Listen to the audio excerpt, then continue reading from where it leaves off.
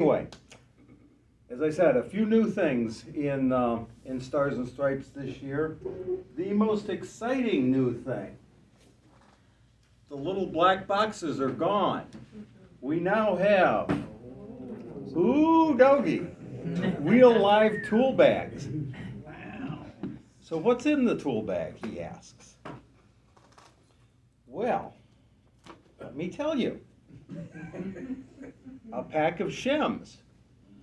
It's going to be real handy at the end of the Summer of Flags as the wind blows things over. Another pack of shims. Remember those nasty bags that we used to put the rubber bands and things in? As an experiment, been replaced by a Ziploc. So you can put your things in the freezer. A few extra plugs. Oh, what else do we have in here? A Phillips head and a regular screwdriver. Never used these too much, maybe prying a plug out or something.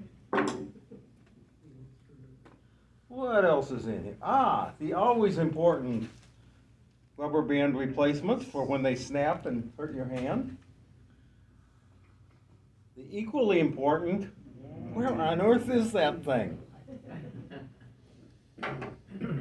A new addition this year, in case your team partner is not doing their job.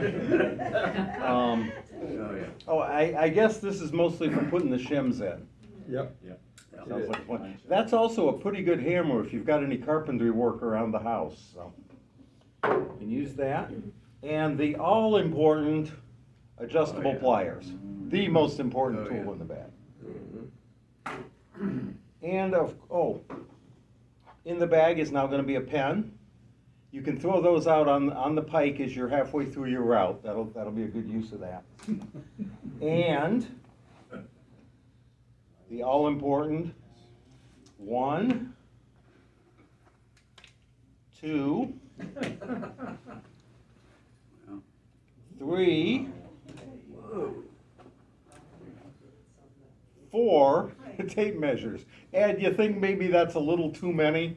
I picked up one bag and I guess I saw a bunch of them in there. Okay. So the last thing that's going to be in the bag is, of course, the always important book. Now, what isn't going to be in the bag is our best friend, the clipboard. They're done. We're going to try not to use those this year. So what we've got in the book is a new delivery report, now called the set and pull list. That's what's on your thing. If you could queue up that PDF. This is the big change for this year. This is from our new software vendor. These are, okay, there we go. Dan, could you pull maybe a couple of those closed? As we've done in the past, these are going to be in order. I'm not allowed to move here. These are going to be in order, delivery order. I'm still working on how to get maps. That's a work in process. Maybe we'll have maps, maybe we won't for Memorial Day. But, so these are in order. Just the way the route works. This happens to be the violet route that the Boy Scouts do. So it starts off across the street from my house on Lantern Ridge, works its way down Lantern Ridge, by my house up to Cobblestone in that area. It's all pretty much the same information, it just looks a little bit different. There's a couple of things I haven't figured out how to make go away. You'll see on the report, it's a little hard to see here, there's one line that's red.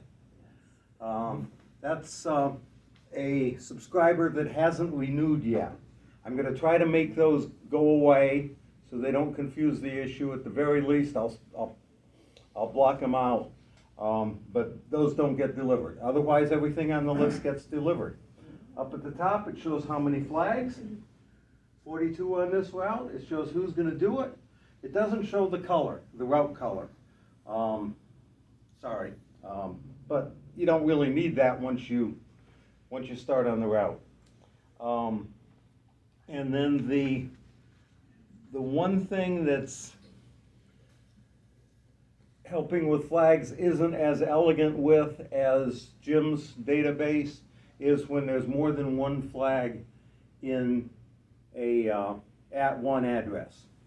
So what they call unit numbers, or what we used to call sleeve numbers, and these all match up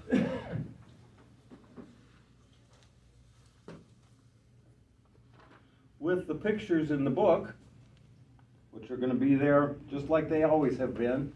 Jim created a little mini database that we're gonna keep the pictures in. So number 634 here, go through the book, 593.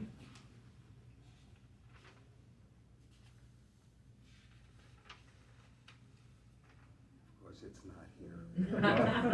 Anyway, if it was here, it would be right in there. But all the information you need is on the picture book, as well as on here. Pat, you might remind them that they're in the order, the pictures are in the order of how they're supposed to be set out, not by numerical order. No, they're not. You're wrong. They're in numerical order? I've wanted to say that to him for so many years. Yeah, they've always been in numerical order. Correct, yeah. Not in delivery order, but in order of these numbers. I apologize, because I meant to say that they're in numerical order. Yes, you're right, Richard. Good job. Okay, so the one kind of gotcha. People that have two flags, both sleeves are listed. And unfortunately, we had to concatenate or put together the two delivery instructions. So if you look at the sheets carefully, you'll see the first one, on Winding Brook Drive, 42 inches, blah, blah, blah, and then a vertical line. That's what separates then the second description. Not real elegant. Jim fiddled with some other ways to separate them. Nothing else worked even as well as that, without a lot of manual effort. And the whole purpose behind this is let's reduce how much manual time and energy we have to put in. So watch that. You know, you'll just have to be careful. And again, the key is this column having multiple entries. And we've got 6 flags down at Fluid Technologies. They've renewed. Alan was going out yesterday to Walmart to get their renewal. Koenig is renewed. They both have 4 flags, so there's multiple flags around where that's going to be an issue. Other than that, your protection has expired. So I think, again, this report is the major change. I'm going to put them in the front of the book. Oh, you'll notice down at the bottom, if you want to call Helping with Flags, you can do that. You really don't want to do that. If I can't figure out how to make that into something that's relevant, I'll put a sticker on here with my phone number and Dan and Ed's probably, that people can call if they run into questions. So that'll be in the report